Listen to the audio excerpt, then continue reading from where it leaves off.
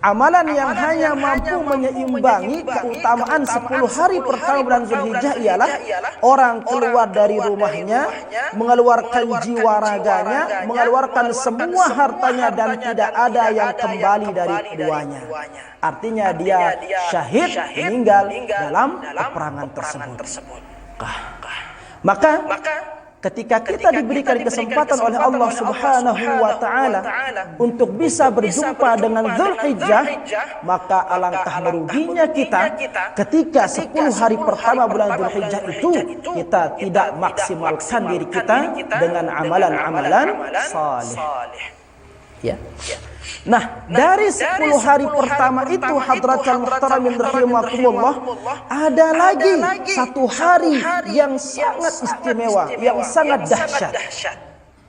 Apa itu? Hari tanggal 9 Zulhijjah. Dari 10 hari pertama ada satu hari yang paling dahsyat. Apa itu? Hari ke-9. Itu yang kita kenal dengan Yaumul Arafah. Hari Arafah. Ya. Hari Arafah ini hadratul muhtaramin rahimakumullah, Rasulullah sallallahu alaihi wasallam katakan, barang siapa yang berpuasa jelo tanggal 9 Zulhijjah itu, ketika para jamaah haji berkumpul di padang Arafah melaksanakan wukuf, di sana kita berpuasa, maka pahalanya ialah yukaffirus sanatal madiyah wal baqiyah. Allah Subhanahu wa taala mengampuni dosa orang yang berpuasa itu setahun yang telah lalu dan setahun yang akan datang. Bismillahirrahmanirrahim. Assalamualaikum warahmatullahi taala wabarakatuh. Alhamdulillahirabbil alamin.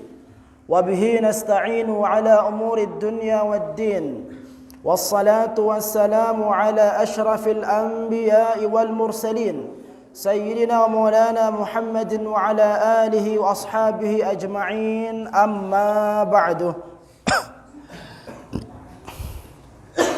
حضرة المحترمين جماعة قوم مسلمين مسلمات رحمني ورحمكم الله الحمد لله رب العالمين.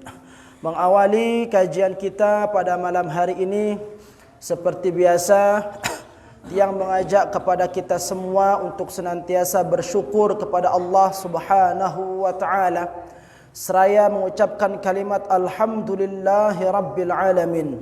Segala puji bagi Allah Subhanahu wa taala yang menganugerahkan kepada kita nikmat yang begitu banyak, yang jikalau kita mau hitung nikmat tersebut maka sungguh kita tidak akan mampu melakukannya. Maka hadratul muhtaramin rahimakumullah, ketahuilah di antara semua nikmat yang Allah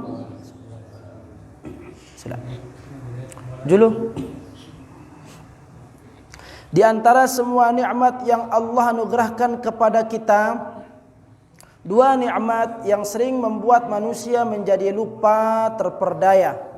Nikmat yang dua itu ialah nikmatus sihah wa nikmatul faragh, nikmat kesehatan, nikmat kesempatan. Maka berbahagialah hadratul muhtaramin rahimakumullah orang-orang yang menyisihkan dari usia yang diberikan oleh Allah Subhanahu wa taala untuk menghadiri majelis ilmu. Berbahagialah orang-orang yang dititipkan kesehatan oleh Allah Subhanahu wa taala, dimanfaatkan untuk melakukan segala sesuatu yang menjadikan dirinya dekat akan Allah Subhanahu wa taala. Maka semoga kehadiran kita pada malam hari ini, kita mohon kepada Allah Subhanahu wa taala semoga mampu menjadi penyebab Allah Subhanahu wa taala memuliakan kita dan menjadikan kita sebagai manusia yang mendapatkan kebahagiaan kemuliaan baik di kehidupan dunia terlebih di kehidupan akhirat kelak. Salawat beserta salam semoga senantiasa tercurah kepada junjungan kita Nabi besar Muhammad sallallahu alaihi wasallam, manusia yang menebar rahmat yang dihadiahkan bagi seluruh umat, yang dimana manusia yang mulia ini kelak akan mampu memberikan syafaat pada hari akhirat. Maka senantiasalah kita melantunkan salawat kepada baginda Rasul sallallahu alaihi wasallam dengan ucapan Allahumma salli ala sayyidina Muhammad wa ala ali sayyidina Muhammad. Karena sungguh salah satu bukti cinta seseorang kepada Rasulnya yaitu dengan banyak menyebut namanya, banyak berselawat kepadanya. Dan dengan banyak berselawat kepadanya akan menjadikan diri kita dicintai oleh baginda Rasul sallallahu alaihi wasallam. Dan orang-orang yang mendapatkan cintanya Rasulullah sallallahu alaihi wasallam, maka sesungguhnya tentu jaminan kebahagiaan dan kelak berhak mendapatkan syafaatnya.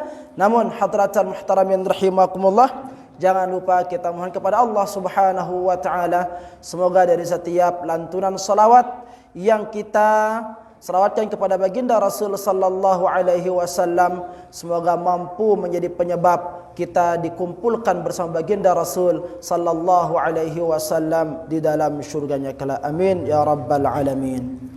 Hadratal muhtaramin rahimani wa rahimakumullah.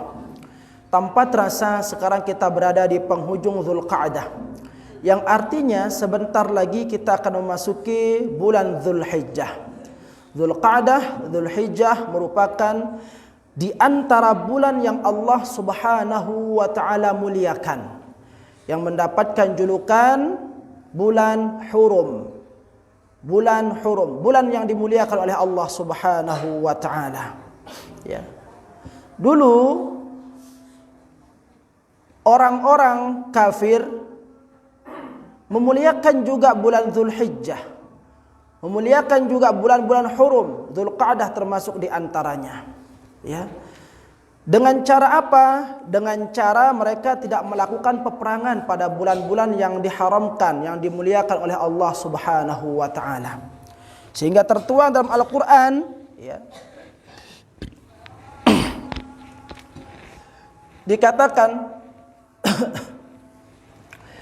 yas'alunaka 'anil qitalin fih. Ya. Ketika ditanya bagaimana hukum berperang, membunuh pada bulan Dzulhijjah yang termasuk di antara bulan hurum, apa lanjutan ayat tersebut? Qul qitalun fihi kabir. Ya. Maka berperang, membunuh pada bulan tersebut hukumnya adalah dosa besar.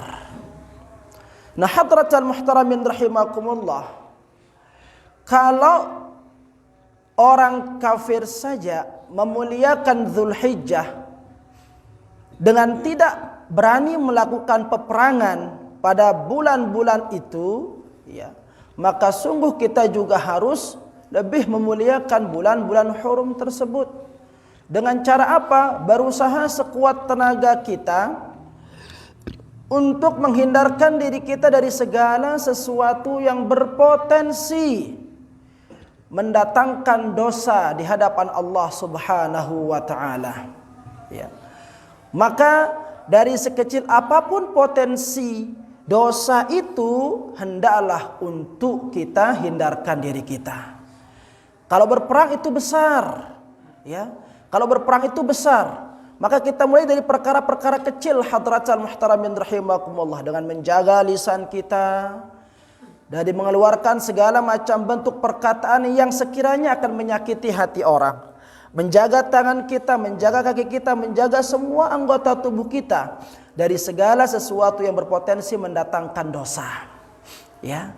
Ini salah satu cara kita hadratal muhtaramin rahimakumullah memuliakan bulan Dzulhijjah, bulan yang akan datang ini. Ya. Begitu mulianya bulan Dzulhijjah hadratal muhtaramin rahimakumullah, sampai-sampai Allah Subhanahu wa taala bersumpah dengannya. Ya, tepatnya pada surat Al-Fajr. Wal fajri walayalin ashri wasyaf'i wal watri. Ya. Demi waktu fajar, walayalin ashr, dan demi waktu yang 10, demi hari yang 10.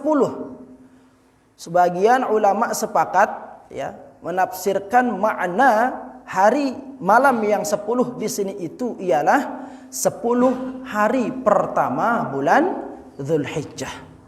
Wasyaf'i wal watr, dan demi hari yang genap dan hari yang ganjil. Maksudnya di sini itu ialah tanggal 9, tanggal 10 Dzulhijjah. Nah, hadratal muhtaramin rahimakumullah, maka tentu sesuatu yang dijadikan sumpah oleh Allah Subhanahu wa taala pasti memiliki keutamaan atau kelebihan yang tidak terdapat pada bulan-bulan yang lain. Ya. Maka kalau Ramadan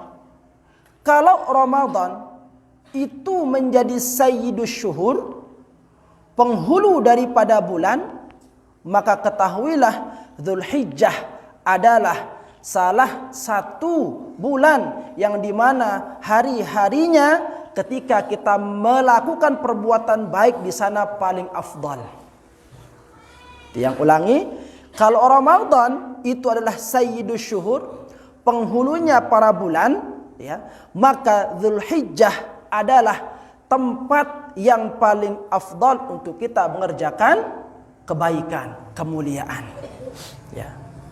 Nah, saking mulianya hadratal muhtaramin rahimakumullah, bulan Dzulhijjah ini sampai ada sebuah hadis Rasul sallallahu alaihi wasallam dikatakan di sana, "Ma min ayyamin", tiadalah dari suatu hari, al-amalus salih, ya, yang dimana pekerjaan saleh dikerjakan padanya, ya, ahabbu ilallah, paling dicintai oleh Allah Subhanahu wa taala min hadhil ayyam, ya.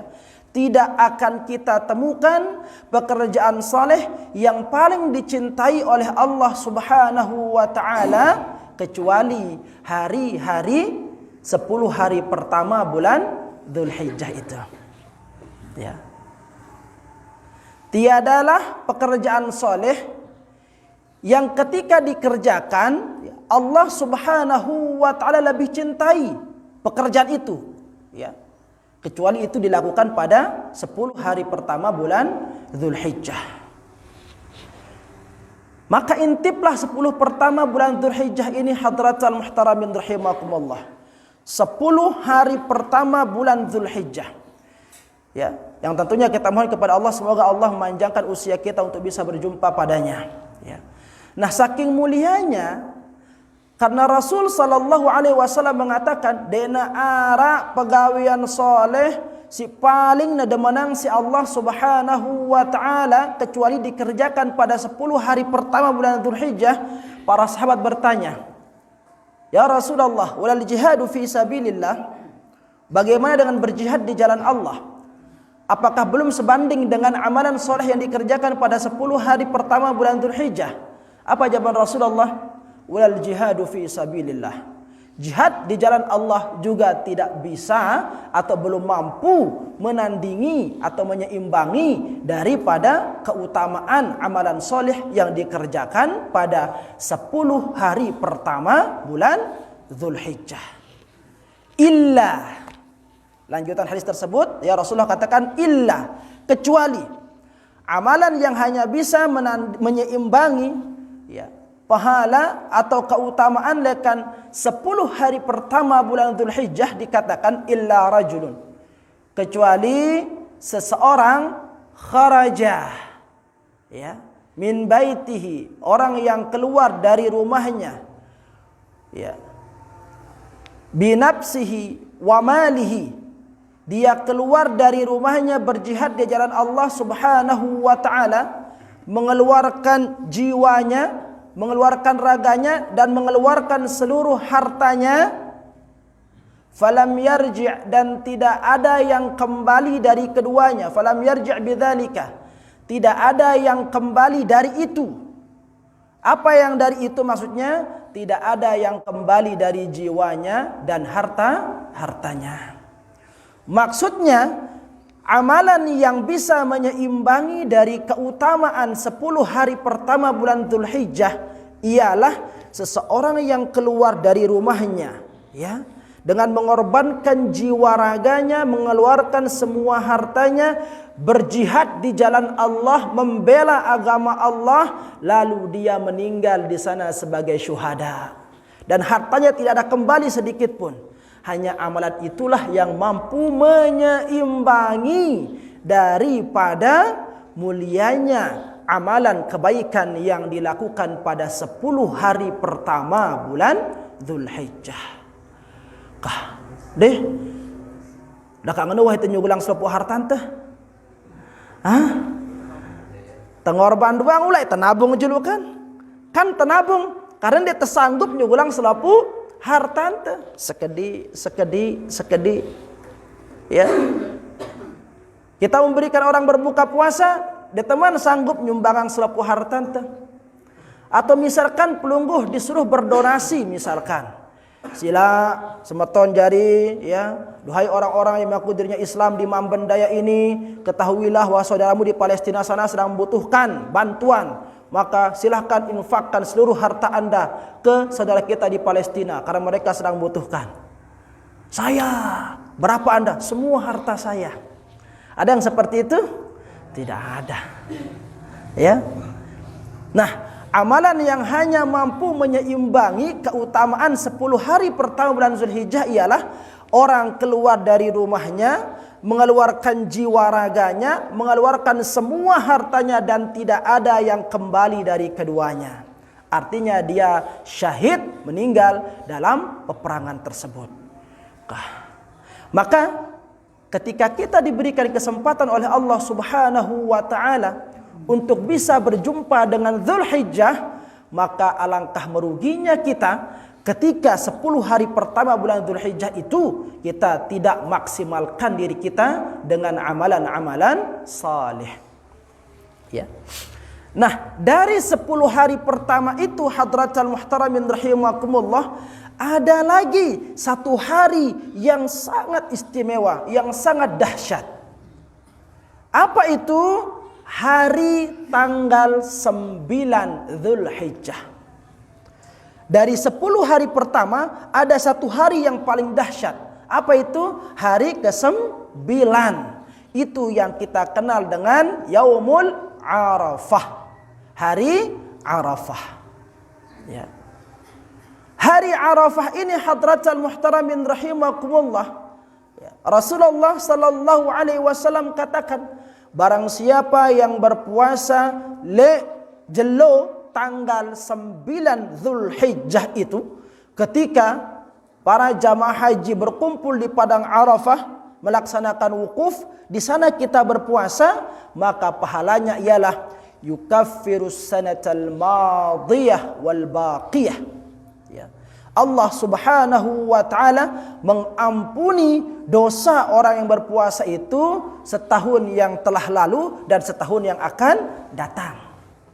2 tahun gina gugurang dosa anta hadratal muhtaramin rahimakumullah. Ya.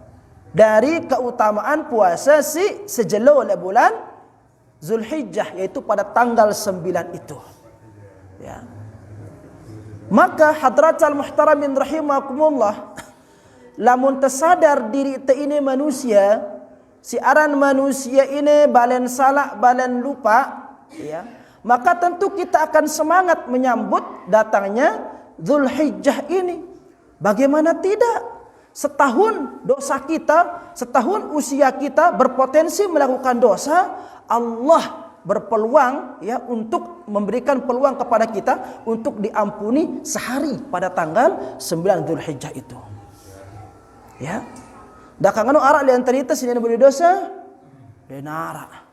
Ketika ada orang yang mengatakan saya tidak pernah melakukan dosa, maka ketika seseorang itu mengatakan dirinya tidak pernah melakukan dosa, pada saat dia mengatakan hal yang seperti itulah dia sedang melakukan dosa.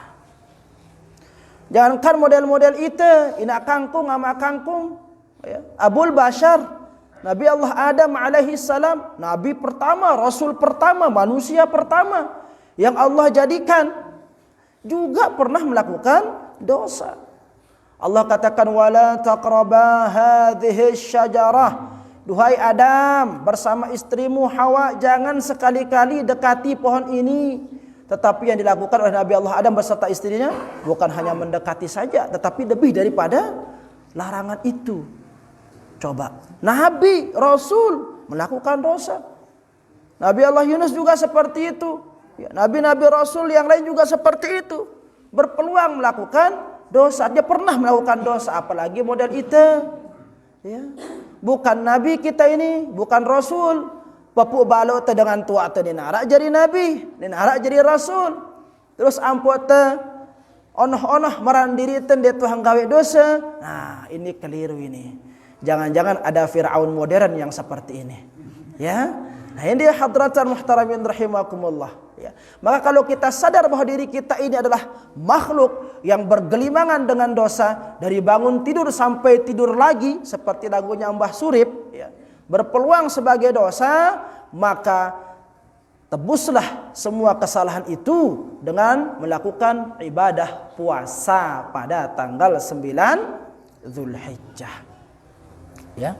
Ini keutamaan puasa Yaumul Arafah. Nah, sebelum Yaumul Arafah itu tepatnya pada tanggal 8 Zulhijjah itu namanya ada Yaumut Tarwiyah. Siwa haji pasti nau aran tarwiyah. Hari tarwiyah. Hari tarwiyah itu satu hari sebelum orang wukuf di Arafah. Dia berjalan dari penginapannya menuju Mina. Ya, nanti terus keesokan harinya baru berjalan menuju Arafah untuk wukuf. Nah, pada tanggal 8 itu disebut dengan hari tarwiyah. Kalau hari tarwiyah keutamaannya ialah, ya, barang siapa yang berpuasa pada hari tarwiyah tersebut, maka Allah akan mengampunkan dosanya 1 tahun saja. 1 tahun. Kalau hari Arafah 2 tahun. 1 tahun yang telah lewat, 1 tahun yang akan datang. Lalu lantas jangan salah tafsir. Ya, wahadir le pengajian majelis ta'lim Diaul Haq pas jelo kesiwa bulan Zulhijjah setelah hari ke-9 nyumpa terus pegawaian setahun full nyumpa. Perbuatan zalim terus. Pokoknya pegawaian jahat ini gawe na. Kan dengan yang konda. Lai jahalim dah girang datang majelis ta'lim kita ida. Ya. Justru dia ngapak-ngapak dumduang pegawai anda. Laik dengan sita dia teman nutup pengajian, ingat te arah hadis ajar ni te si ustaz te. Apa katna? Lamun te puasa tanggal siwa Zulhijjah, Allah mengampuni dosa kita setahun yang lalu sama setahun yang akan datang. Malaikat masih ngotang sama saya 1 tahun. Ya. Jadi bukan itu maknanya hadratal muhtaramin rahimakumullah. Ya. Bukan berarti setelah kita berpuasa pada tanggal 9 lalu kita seenak dewe melakukan dosa terus sepanjang tahun berikutnya. Jangan. Kan sang kuada enggak dosa, ya masih gratis 1 tahun yang lalu. Lalu malak terpuasa tanggal siwa, malak gratis tahun yang akan datang. Jadi tahun ibadah tanggal siwa itu doang tahun ibadah. Selebihnya apa? Maksiat terus bukan, ya. Jadi cara Allah Subhanahu wa taala mengampuni dosa seorang hamba, ya, yang belum dilakukan itu dengan cara apa? Dengan cara menjaga, menghindarkan hamba tersebut dari segala macam bentuk potensi peluang dosa. Gitu cara Allah mengampuni dosa kita. Jaga ni tekah. Ya. Artinya apa? Sere pacu itu jaga diri te. Sere soleh itu ngadok diri te. Ya. Nah, ini hadratal muhtaramin rahimakumullah. Maka berbahagialah hadratal muhtaramin rahimakumullah, ya, bagi kita yang Allah anugerahkan usia yang panjang sehingga nanti bisa berjumpa dengan bulan Zulhijjah. Maka tibalah kita pada kajian kita, ya, masih dalam pembahasan kurban. Pembahasan kurban, ya, si mau kitab bisa dibuka kitabnya halaman 62. Halaman 62. Pada pertemuan-pertemuan yang lalu kita telah membahas tentang apa itu kurban, ya. Apa saja hewan yang boleh dikurbankan, bagaimana syarat ketentuan binatang kurban itu. Sudah kita bahas pada pertemuan yang lalu, ya. Maka pada pertemuan malam ini kita akan melanjutkan, ya, dengan waktu penyembelihan hewan kurban. Halaman 62 baris kelima, ya, setelah tanda titik itu 245, setelah titik itu dikatakan di sana qala al-musannif rahimahullahu taala wa nafa'ana bi ulumi fid dharain amin. Wa waqtu dzabhi, adapun waktu penyembelihan hewan kurban itu min waqti salatil id, ya, mulai dari waktu setelah pelaksanaan salat Idul Adha, setelah dua rakaat salat Idul Adha dan setelah mendengarkan dua khutbah, ya. Nah, di sana mulai diperbolehkan kita menyembelih hewan kurban kita, ya. Sampai kapan batas akhirnya? Ila ghurubis syamsi, sampai terbenamnya matahari, min akhiri ayyamit tasyriq, ya, sampai terbenamnya matahari pada tanggal berakhirnya hari tasyrik, yaitu tanggal 13 Dzulhijjah. Afdalnya kapan? Benar kita pelunggu dah, ya. Afdalnya kapan? Ya, pada tanggal 10 itu, setelah turunnya orang dari pelaksanaan salat Idul Adha, ya. Nah, mungkin ada yang bertanya, ngumbe lamun teu nyembelih hewan kurban sindeneman dengan hari raya. Nah, orang-orang yang menyembelih binatang kurbannya sebelum, ya, perayaan, sebelum pelaksanaan salat Idul Adha, maka sesembelihannya itu terhitung sedekah. Artinya dekna temele kurban. Maka ketika ada orang yang bernazar ingin melaksanakan kurban, wajib baginya untuk mengadakan atau menghadirkan hewan kembali yang harus disembelih setelah pelaksanaan salat Idul Adha. Karena sesembelihan sininaman ini tidak dianggap mbek nesah, ya, hanya nyembelih biasa letono. Nah, ini dia waktunya. Berakhir sampai terbenamnya, artinya sore setelah salat asar itu, sebelum masuk maghrib, ya, pada tanggal 13 Dzulhijjah.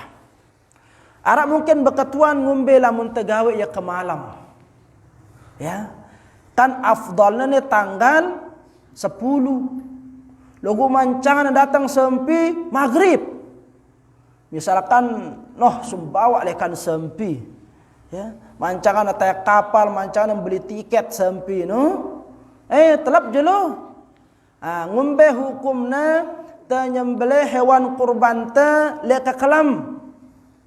Ya. Maka hadratal muhtaramin rahimakumullah, menyembelih hewan kurban pada malam hari tetap terhitung sah. Sah sesembelihan pelungguh ada logo makruh. Makruh. Kalau menghitung sah sama tidaknya tetap sah, logo makruh. Menyembelih hewan, nyembelih apapun itu, ya, mau kurban atau nyembelih apa ke, makruh hukumnya menyembelih pada malam hari. Ya, karena di antara perkara yang dimakruhkan dikerjakan pada malam hari itu, ya, nyembelih, terus manen, taruh perlu manen, mata, ya, perlu wedang dan nalat padi atau nalat tembakau, mau panen padi malam hari makruh. Kenapa dimakruhkan pada malam hari? Karena malam hari itu waktu manusia untuk beristirahat. Ya.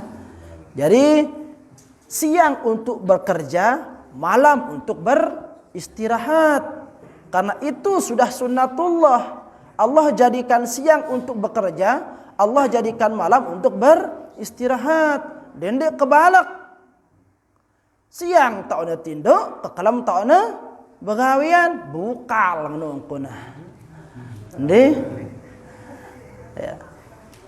Jadi kekalam ino Allah jadikan sebagai waktu istirahat, waktu bersimbut. Musim dingin mai bersimbut. Nah, ini hadratan muhtaramin rahimakumullah. Jadi kalau mau bertanya sah apa tidaknya, tetap sah. Ya, hanya saja hukumnya makruh. Ya, maka lebih baik ditunda saja. Tunggu nanti menyembelih pada tanggal 11-nya. Ya, dari pagi hari sampai sebelum terbenamnya matahari. Ya, nah, lebih baik pilih 11 atau 12 atau 13. Ya. Nah, lanjut hadratal muhtaramin rahimakumullah. Wa yustahabbu 'inda dzabhi khamsatu asya'a. Dan disunnatkan ketika menyembelih hewan kurban itu 5 perkara. Dalam kitab Bulughul ini disebutkan 5 perkara atau 5 sesuatu. Mana yang pertama? At-tasmiyatu, membaca basmalah, ya. Yang kedua apa? Wassalatu 'alan nabi sallallahu alaihi wasallam, bersalawat, ya, dengan ucapan salawat yang pelungguh dia bisa. Bismillahirrahmanirrahim. Allahumma salli ala Muhammad atau Allahumma salli ala sayyidina Muhammad, ya. Wa istiqbalul qiblah, menghadap kiblat. Ini dianjurkan. Dendek tombongin kiblat, menghadap kiblat. Sehingga hewan kurban itu anjurannya ditidurkan dengan posisi kaki atau tangan darat iman lagu hewan, kaki kirinya itu berada di atas tanah dan tubuhnya itu berada di atas kaki kirinya, ya, sehingga otaknya menghadap kiblat. Lawan bersemamban andang baratang, ya, sehingga kaki kirinya bertumpu di tanah jadi bawah. Nah, maka lamun andang barat hewan itu otaknya otomatis andang daya, ya, andang daya nang kiblat. Nah, ini dia sunnahnya hadratal muhtaramin rahimakumullah. Dan pelungguh yang nyembelih juga harus menghadap kiblat. Artinya lekan mudin otak hewan ino. Dendek lekan juluna berarti tungkan dek kiblat. Lekan mudin otak berarti pelungguh memiliki posisi lau otak hewan. Ya. Nah, ini nanti yang ingin melakukan sesembelihan hewan kurbannya bisa, ya, memperhatikan ketentuan-ketentuan ini. Lanjut, wat takbir. Lalu melantunkan kalimat takbir. Bismillahi Allahu Akbar. Ya. Jadi sembelih hewan kurban terus, jangan sembelih leher manusia, enggak boleh, ya. Sembelih leher hewan itu. Karena di zaman semangkin penuh model paham-paham si ngangguang nyembelih belong manusia, ya. Nemahalan belong manusia kayak ketimbang hewan ngono angkatna. Jadi lamun sere penuh tersembelih belong manusia si dekna pada kancaita, sere beli pahalana, sere jalap tetama syurga. Nah, paham-paham yang seperti ini hati-hati hadratal muhtaramin rahimakumullah. Ini paham teroris yang seperti ini. Nah, jadi setelah takbir itu kita menyembelih, ya, hewan kurban. Wad du'a bil qabul, ya. Dan setelah kita menyembelih itu kita berdoa kepada Allah Subhanahu wa taala. Isi daripada doa itu agar diterima persembahan kita, ya. Makanya kita berdoa, Allahumma hadza minka wa ilaika fataqabbal. Ya. Fataqabbal minna kama taqabbalta khaliluka Ibrahim. Nah, seperti itu. Duhai Allah, terimalah sesembahan kami ini sebagaimana Engkau menerima sesembahan keluargamu Nabi Allah Ibrahim. Jadi Nabi Allah Ibrahim itu mendapatkan julukan apa? Khalilullah, keluarganya Allah. Dua gelarnya Nabi Allah Ibrahim, Khalilullah sama Abul Anbiya. Khalilullah artinya keluarga Allah, Abul Anbiya artinya bapaknya para nabi, karena semua dari keturunan Nabi Allah Ibrahim itu jadi nabi semua, ya. Ismail sama Ishak jadi nabi. Sana itu. Ndak nomor itu. Kadang-kadang arak jadi guru, ya, arak jadi dokter, arak jadi ustad, jadi penjahat nah kadang-kadang arak. Kan ngono, ya. Dan arak selopuna jadi tuan guru, dan arak selopuna jadi ya, lalu Nabi Allah Ibrahim semua putranya menjadi nabi. Yang pernah beliau julukan Abul Anbiya.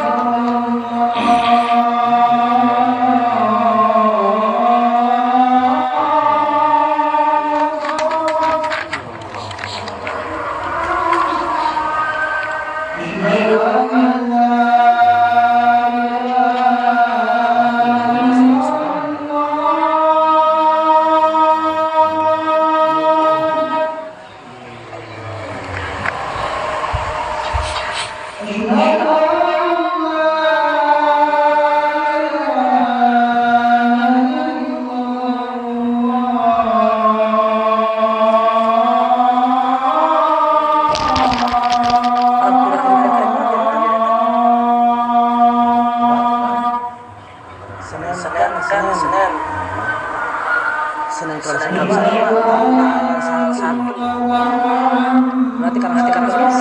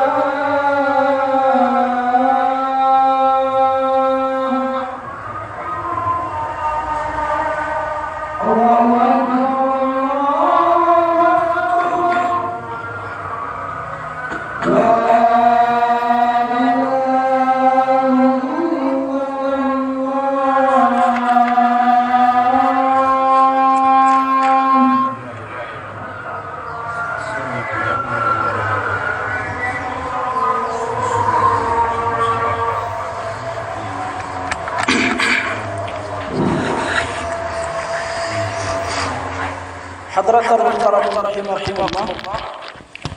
Ketutuan karang sini pembahasan. No karang sebaris di kitab Lunggoda. Antena tutup pembahasan tentang kurban. Atau cukup pangke? Cukup pangke? Sanalah berketuan nikah. Silakan aja. Kalau ada yang bertanya, maka pembahasan terkait kurban, ya, insyaallah kita akan selesaikan pada pertemuan yang akan datang. Masih karang sekali Kamis berarti pengajian teh.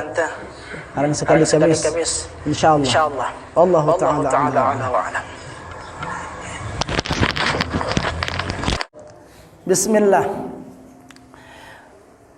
Kanggo tebekatuan le luar pengajian teh seperti dengan si meleng orban ngumbe hukumna temolong kuku, beguntang dan sebagainya, ya. Nah, tentu ini juga perkara penting untuk diketahui karena tidak ada yang bertanya padahal sudah diberikan bocoran berupa pertanyaan nanti. Nah, semoga ini pertanyaan bisa mewakili pertanyaan-pertanyaan jamaah yang lain. Mungkin kemudian orang karena ayo tanah hukum dia kusemal nggak tahu anang ya. Nah, bagus ini, ya. Jadi hadratan muhtaramin rahimakumullah, apa yang ditanyakan terkait dengan memotong kuku dan sebagainya itu sudah jelas, ya.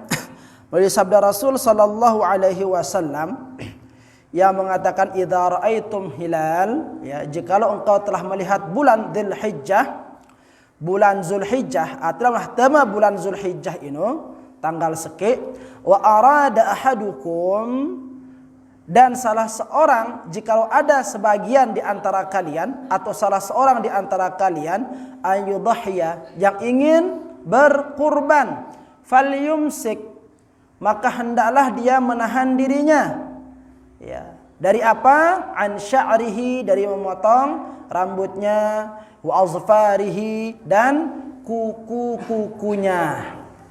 Nah, dalam hadis ini hadratal muhtaramin rahimakumullah, anjuran untuk tidak memotong rambut dan kuku. Bagaimana dengan bulu? Beda rambut kan bulu. Ya, lamun rambut si le otak, selain le otak bulu, si besebo le kelelekan bulu arana. Pokoknya sini le otak bulu arana. Ya, le dalam hidung bulun, le tuah ngana rambut hidung, ya, bulun hidung, bulun kelelek, maka perlu ngodakan. Nah, jadi termasuk le tono ino, ya, yang sejenis dengan rambut, bulu-bulu di sana, semet misalkan, ya, jenggot, kelelek, dan semua yang berkaitan dengan bulu dan rambut. Jadi tepung gondrong, piran kanggo tata memolong setelah dipotongnya hewan kurban, ya. Kuku tebelu kekek keluan teh dia temolong kuku telujul ke lain hidapna, ya. Nah, ini sifatnya anjuran. Sehingga hadratan muhtaramin rahimakumullah, jikalau pelungguh memotong rambut atau kuku, tetap sah hukum sesembelihan kurban tetap sah. Hanya saja makruh, ya. Makruh itu tidak mengganggu daripada keabsahan hewan kurban. Itu dia. Nah, dalam hal potong memotong niki ikhtilaf ulama, ya, para ulama berbeda pendapat. Yang mengatakan sunnah hukumnya untuk tidak memotong itu semua imam kecuali Imam Hanifah, Abu Hanifah, ya, Abu Hanifah. Kalau yang tidak khilaf Abu Hanifah, selain daripada pendapat dari Imam Abu Hanifah. Kalau Imam Abu Hanifah mengatakan apa? Tak masalah, ya. Bukan sunnah hukumnya tidak memotong dan bukan makruh hukumnya memotong. Apa hukumnya? Ini hukumnya. Kenapa? Karena hadis itu ditujukan kepada siapa? Kepada orang-orang yang berkurban sedang dalam keadaan berihram.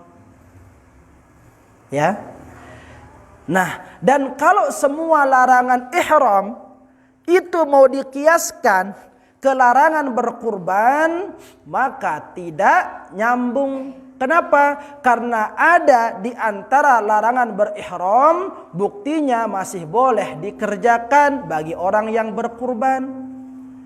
Lalu dengan si ihram bukan hanya motong rambut yang tidak boleh, bukan hanya motong kuku yang tidak boleh, tapi apa juga? Berhubungan suami istri.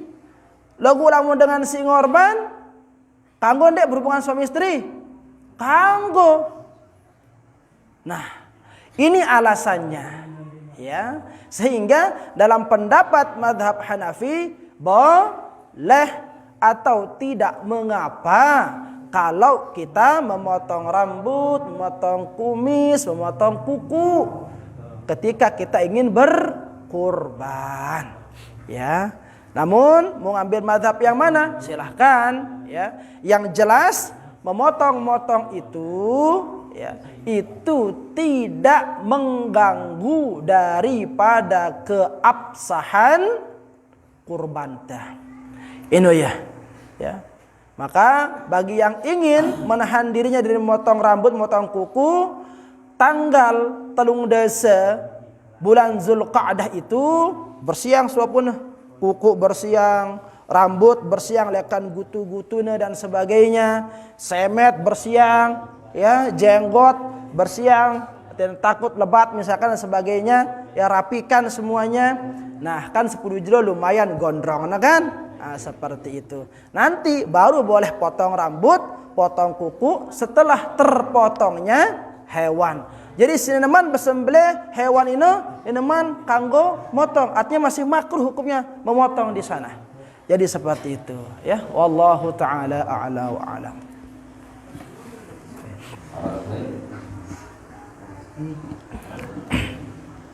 Pertanyaan dari saudara Sabratul Zamzami.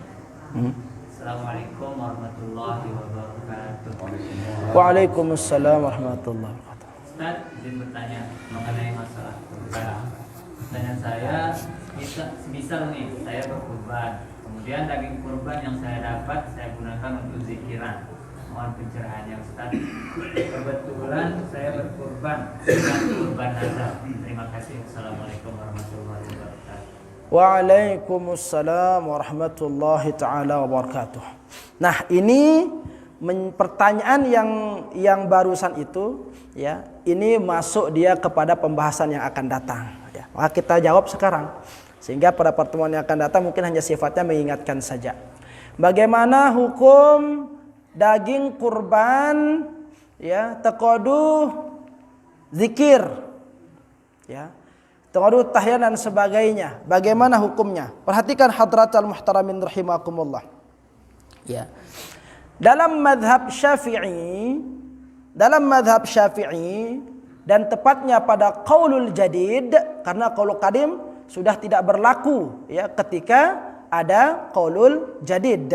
Nah, dalam qaulul jadid Imamuna Asy-Syafi'i mengatakan bagi orang yang berkurban boleh baginya untuk memakan daging kurban itu sepertiga untuk diberikan kepada keluarganya untuk dimakan boleh, sepertiga untuk orang fakir miskin, ya, dan sepertiga untuk hadiah. Boleh itu, ya. Yang dengan si ngorban di majelis ta'lim mau kampusan pada 15 jeluang. Nah, itu mau dihadiahkan silahkan kepada siapa saja. Segiat di Pak Bupati kanggo hadiah kan? Sugi Pak Bupati dah kana sugi kan hadiah. Beda sama sedekah itu, ya. Nah, jadi sepertiga untuk dimakan keluarganya, sepertiga untuk fakir miskin, sepertiga untuk hadiah. Ya. Nah, neka ngente kodu ngendeng zikir ini ngumbe. Perhatikan hadratan muhtaramin rahimakumullah. Yang boleh dikonsumsi dagingnya itu hanyalah kurban yang bersifat atau yang memiliki hukum sunnah. Kan sampun terbahas. Hukum kurban itu ada dua. Ada yang sunnah muakkadah, ada yang wajib. Kapan dia wajib? Ketika dinazarkan atau diwasiatkan. Ya, misalkan ada orang nih, ketika dia masih hidup, berdua ya sampi, mesan ya, ini sampingku ini, ginku ngorban ya, lamun ku mati, sinaman datang bulan Zulhijjah korbanang aku, maka itu wajib hukumnya untuk dikurban, ya, maka dalam hewan kurban atau kurban yang hukumnya wajib, jelas hukumnya tidak boleh untuk diambil. Semua harus disodakohkan. Dina kanggo betia untuk kelorang, dina kanggo. Jangankan sepertiga, sekecut dina kanggo. Ya. Ini kalau kurbannya wajib. Ya, dina kanggo. Nah, begitu juga kalau wasiat. Wasiat itu kan orangnya sudah meninggal dunia kan? Orang sudah meninggal dunia. Maka bagi orang ya yang di bijana atau popujarina si laksanaan wasiat itu, maka dia juga tidak boleh untuk memakan kurban itu. Kenapa? Karena dia belum mendapatkan izin. Ngendang izin, setelah ngendang izin, wah, dekne iti. Mau minta izin nih supaya makan, ya, supaya dengar orang ya. Lalu setelah ngendang izin, wah denara. Maka di sini tidak bisa, harus disodakohkan semuanya. Nah, neka ngendang sikir, ya. Kalau kurbannya itu sunnah, maka silahkan, boleh sodakohkan. Seperti itu, ya. Nah, kecuali kalau ye ngundang mina acara, misalkan acara pesta dan sebagainya, dan tamunya itu arak lekan dengan non muslim, tamuna, misalkan bapak bisnismen kan, beliau ini kan banyak temannya dengan Cina dan sebagainya, ya, dan lak muslim. Nah, kanggo ke kusade ye ino. Kanggo kata sade ya daging kurban te, lamun datang tipe abad sade ya. Kanggo apa ndek? Di sini ada dua hadratan muhtaramin rahimakumullah. Kalau kurbannya itu kurban yang wajib, maka haram hukumnya memberikan kepada orang kafir. Haram, ya.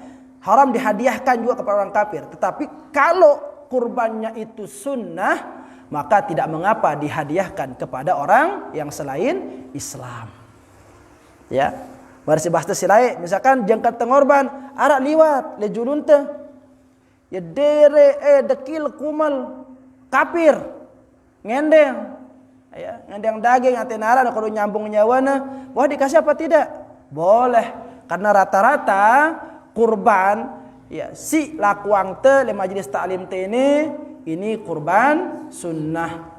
Ya, sebagian besar, ya, sebagian besar mungkin ada dulu yang pernah satu mungkin yang wajib dulu, ya. Dia tiang masih lupa-lupa ingat ya. Nah, kalau dia sunat maka boleh, tetapi kalau wajib tidak boleh. Nah, sampai di sini tiang kira sudah jelas ya. Wallahu taala a'la wa a'lam.